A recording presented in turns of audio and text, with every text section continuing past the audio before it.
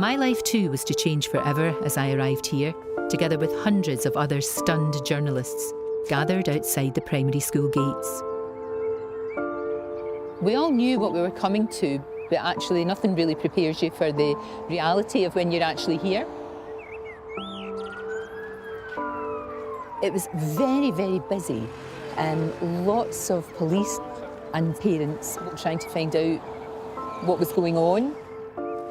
I can confirm to you that a firearms incident occurred this morning at about 9:30 in Dunblane Primary School. All I can say is that the class concerned numbered 29 children and one teacher. The grief in the air was just horrendous. And there was just a lot of people struggling to take it all in. I remember people being shock white, even police, even people who worked in the ambulances. They'd seen terrible things in their careers, but they looked really, really shocked and couldn't take in what had happened. Devastatingly, a gunman had opened fire on a Primary 1 class of 28 5- and 6-year-old pupils and 3 staff as they got ready for PE. I wasn't there to experience that dreadful morning as it unfolded from the start, unlike Les Hare, the first paramedic in the gym. I just wonder when you knew just how serious this was? Not until we went actually in the doors. It was quiet, really quiet. All I heard was a wee bit whimpering and that, you know. Children were spread around about the gym. Started going round to see who was alive and who was dead.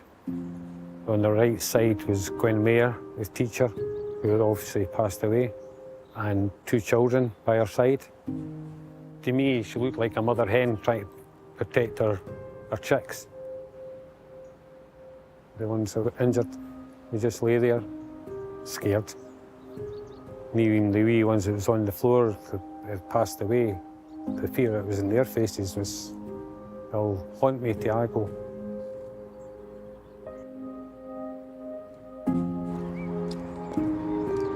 What was so utterly shocking was that in under 4 minutes, the killer had shot 105 bullets before turning the gun on himself. 12 children and 3 staff lay injured, while 16 children and their teacher were dead.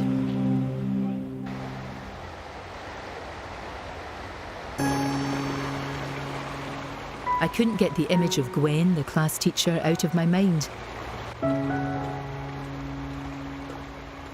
Mother to 19-year-old Debbie, she'd been shot a horrifying 6 times.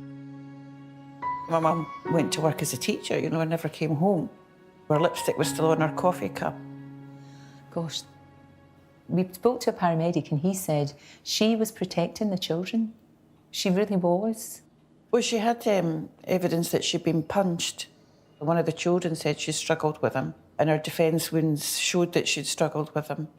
She was standing in front of a man who's got weapons and enough ammunition to kill a whole school, and she basically put up a fight, and I just think that says everything about her. But I do believe that she went with the children for a reason, you know, and that's the only way I can get comfort from it.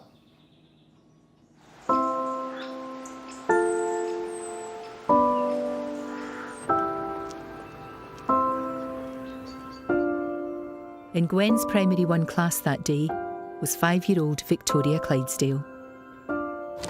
Hello, Lynn. How are you? Victoria's mum, Lynn McMaster, is sharing her experiences of the events for the first time. That day, in the morning, before she went to school, was just like any other day. It was. They would all get washed, dressed, and then it'd be a case of Victoria wanting her hair brushed. She loved getting her hair brushed. I remember I spotted a rash on her arms and her stomach as well. I thought, well, if it's, you know, like some maybe measles or chickenpox or something like that could go to the rest of them. She says, Mum, no, I've got to go. I've got to get gym today. Gym being one of her favourite subjects, I had to let her go. I got her to promise that after school we would go and see the nurse. Can you remember when you heard, when you knew? I was busy doing the housework and I listened to the news and it came over about the school and I just panicked.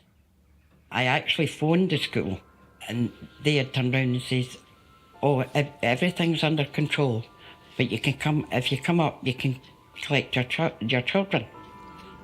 You'll keep you right up there. Okay. I was just taxi, changed in it. And then next thing we were outside. I've got bairns in primary one. No, I know. The scene here is one of utter confusion and fear. As news of the killing spread through the town, shocked parents ran to the primary school to find out whether their children were among the dead. Getting told the teacher's name, that was the worst part. Because I knew that was Victoria's class. I didn't know who survived and who hadn't. And I just screamed her name out. Victoria! My sister was there, my oldest son was there. And I didn't know what to do. Just screaming her name, hoping that it'd be fine.